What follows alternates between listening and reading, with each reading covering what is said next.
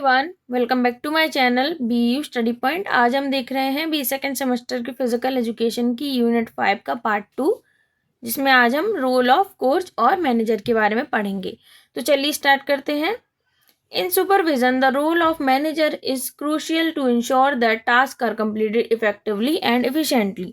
तो देखिए, सुपरविजन में जो प्रबंधक होता है, मतलब कि जो मैनेजर होता है, उसकी भूमिका बहुत ही ज़्यादा महत्वपूर्ण होती है या इम्पॉर्टेंट होती है, ताकि ये सुनिश्चित किया जा सके कि सारे ही जो कार्य हैं वो प्रभावी ढंग से और कुशलता से पूरे किए जा रहे हैं या फिर नहीं किए जा रहे हैं। अब हम देखेंगे कुछ की रोल्स जो कि मैनेजर के होते हैं। सम की roles of manager in supervision को हम देखने वाले हैं, मतलब कि प्रमुख जो भूमिकाएं हैं उनको डिस्कस करेंगे कि मैनेजर का क्या क्या काम होता है। सबसे पहला है प्लानिंग, मतलब setting goals and objective, assigning task and creating schedule. इसमें आता है कि जो जो मैनेजर है वो प्लानिंग करता है। किन की करता है, क्या क्या प्लान करता है? वो गोल्स को सेट करता है और ऑब्जेक्टिव्स को सेट करता है, मतलब लक्ष्यों और उद्देश्यों को निर्धारित करता है। ये उसका जो है काम का हिस्सा होता है। और दूसरा है असाइनिंग टास्क, मतलब कि लोगों को जो उसके काम करने वाले हैं उनको जो है काम सौंपना, जैसे कि टीमों को हो गया, टीमों के सदस्यों को हो गया, या फिर जो स्टाफ मेंबर्स हैं उनको। फिर है क्रिएटिंग शेड्यूल।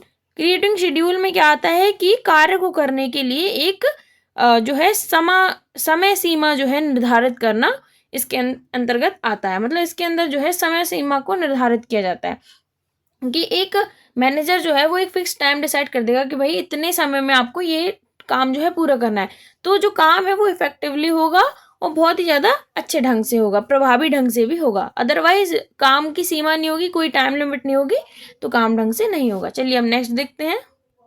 नेक्स्ट है ऑर्गेनाइजिंग। इसके अंदर आता है providing resources, defining roles and responsibilities, establishing communication channels. तो देखिए, सबसे पहला है प्रोवाइडिंग रिसोर्सेज, मतलब कि जो संसाधन है उनको प्रदान करना, उनको देना। जो आवश्यक संसाधन है, मतलब आवश्यक रिसोर्सेज हैं, उनको उपलब्ध कराना। जैसे एथलीट्स हैं तो उनको इक्विपमेंट्स जो है प्रोवाइड करवाना, और भी जो उनको चीज़ें लगती हैं वो जो है उनको प्रोवाइड करवाना। इवन जो फूड वगैरह होता है वो प्रोवाइड करवाना, और एक बेटर एनवायरनमेंट प्रोवाइड कराना जो इसके अंदर आता है। फिर defining role and responsibilities. Defining role and responsibility के अंदर आता है कि नियमों और जिम्मेदारियों को निर्धारित करना, मतलब जो ऑर्गेनाइजेशन है उसके अंदर जो नियम हैं, जो जिम्मेदारियां हैं, उनको परिभाषित करना, मतलब उनको ढंग से जो है क्या करना, डिफाइन करना, ताकि लोगों को समझ आ जाए कि भाई क्या रूल्स हैं यहाँ के, कौन कौन सी चीज़ें जो है हमें माननी होंगी और क्या हम कर सकते हैं, क्या नहीं कर सकते हैं।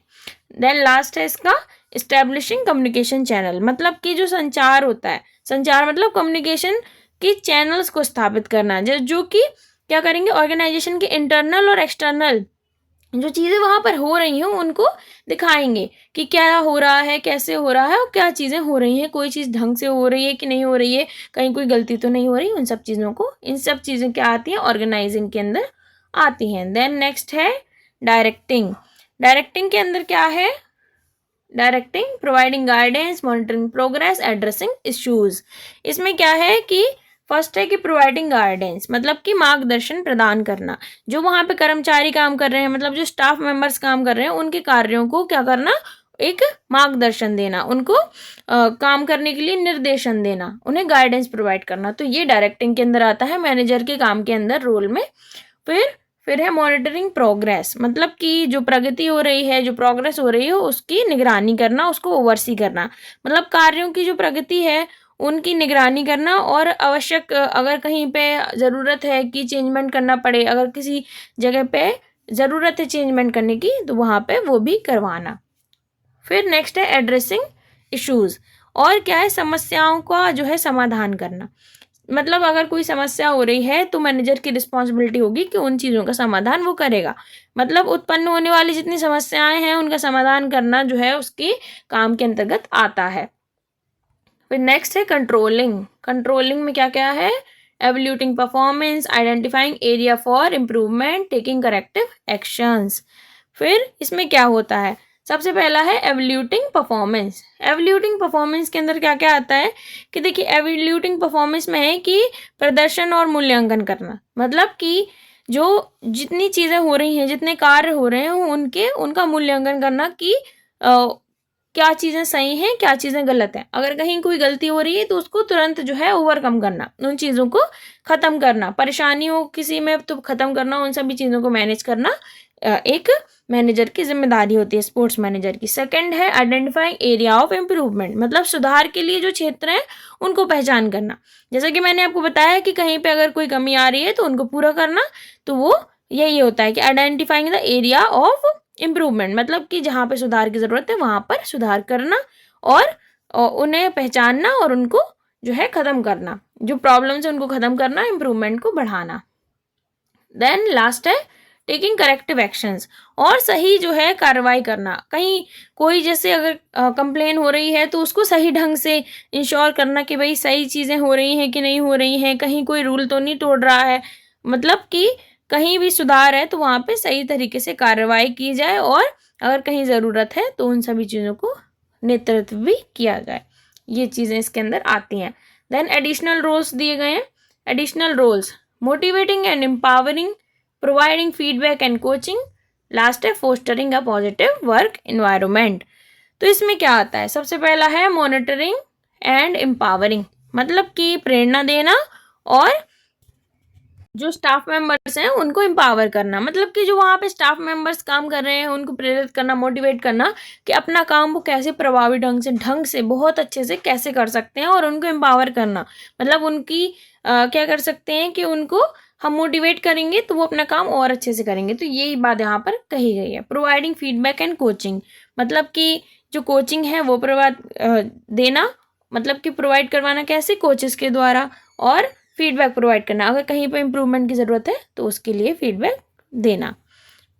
फिर नेक्स्ट है fostering a positive work environment, और एक सकारात्मक कार्य का जो वातावरण है, एनवायरनमेंट है, उसको बढ़ावा देना, मतलब कि एक सकारात्मक जो है उत्पादन कार्य का वातावरण बनाना, जो कि कर्मचारियों के लिए जो है जो अच्छा हो, एम्पावरमेंट मिले उन्हें और उनको मोटिवेशन मिल सके, उससे वो काम अच्छे से करेंगे और आपका जो इवेंट है या फिर जिस ऑर्गेनाइजेशन में आप काम कर रहे हैं वो आपका बिल्कुल अच्छे से काम करेगा। तो ये सब काम जो है एक स्पोर्ट इवेंट मैनेजर के होते हैं, जो जो चीज़ें उसे करनी होती हैं। सबसे ज़रूरी चीज़ जो उसे करनी होती है वो होती है ओवरसी करना। ओवरसी करना जो है सबसे इम्पॉर्टेंट होता है। ओवरसी देख रेख मतलब होता है कि उसको सबसे ज़्यादा इम्पॉर्टेंट होता है कि उसे देख रेख करनी होती है हर एक चीज़ की, क्योंकि बाद में जिम्मेदारी उसी की होती है, क्योंकि वही मैनेजर होता है। इसीलिए उसे सारे ही स्टाफ मेंबर्स की जो एक्टिविटीज़ हैं, जो कि वहाँ पे काम कर रहे हैं, जो एथलीट्स हैं, जो कोचेज़ हैं, जितने भी लोग वहाँ पे इन्वॉल्व होते हैं, उन सब की देख रेख करनी होती है। और अगर कहीं इम्प्रूवमेंट की ज़रूरत होती है तो उन जगह पर इम्प्रूवमेंट्स भी करनी होती हैं, और अगर कहीं प्रॉब्लम आती है तो उसके लिए भी वही जिम्मेदार होता है, तो उसको सब चीज़ों को मैनेज करना होता है। तो हमने जान लिया कि क्या क्या होता है रोल ऑफ मैनेजर। अब यहाँ पर दिया है कि by fulfilling the roles manager can effectively supervise their team members and ensure task are completed effectively and efficiently. और इससे हम बता सकते हैं कि जो स्पोर्ट्स मैनेजर है वो इन सभी रोल्स को पूरा करके जो है अपनी टीम के सदस्यों को जो है प्रभावी ढंग से जो है सुपरविजन कर सकता है, और ये सुनिश्चित कर सकता है कि जो काम है वो ढंग से हुए हैं कि नहीं हुए हैं, मतलब प्रभावी ढंग से और कुशलता से हुए हैं कि नहीं हुए हैं। तो यही काम होता है स्पोर्ट इवेंट या फिर स्पोर्ट ऑर्गेनाइजेशन के जो मैनेजर होते हैं उनका।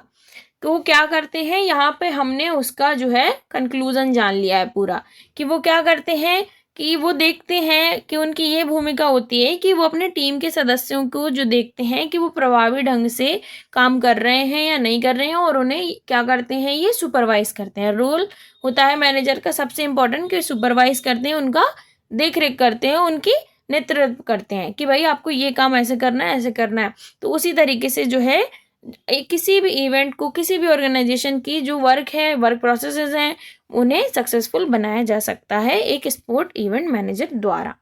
तो हमने इन सभी चीज़ों को जान लिया, सब पढ़ लिया है, ये सभी चीज़ें समझ ली हैं, role of coach and manager को भी समझ लिया है। तो आपकी 5th यूनिट खत्म हो चुकी है। अब लास्ट यूनिट बची है, उसे भी हम जल्दी जल्दी कर लेंगे। तो अगर आपको ये वीडियो अच्छा लगा है तो आप अपने दोस्तों के साथ भी इसे शेयर कर सकते हैं। लाइक शेयर एंड सब्सक्राइब ज़रूर कीजिएगा, और अगर कोई इशू है तो कमेंट में भी बता सकते हैं। और मैं आपको पहले ही बता चुकी हूँ पिछले वीडियोज़ में कि हम पहले ही जो है इसकी सारी यूनिट, पिछली यूनिट डली हैं और प्लेलिस्ट बनी हुई है, आप उसे भी विजिट कर सकते हैं। MCQ बेस्ड भी जो है पूरी प्लेलिस्ट अपलोड है BA सेकेंड सेमेस्टर की। और अगर आप फर्स्ट या थर्ड सेमेस्टर में आपके कोई फ्रेंड है तो आप उन्हें भी सजेस्ट कर सकते हो, उसकी भी जो है प्लेलिस्ट बनी हुई है। तो अगर आपको ये वीडियो पसंद आया तो please like share and subscribe जरूर कीजिएगा। मैं आशा करती हूँ कि आपको ये वीडियो पसंद आया है। चलिए मिलते हैं नेक्स्ट वीडियो में। Thank you for watching.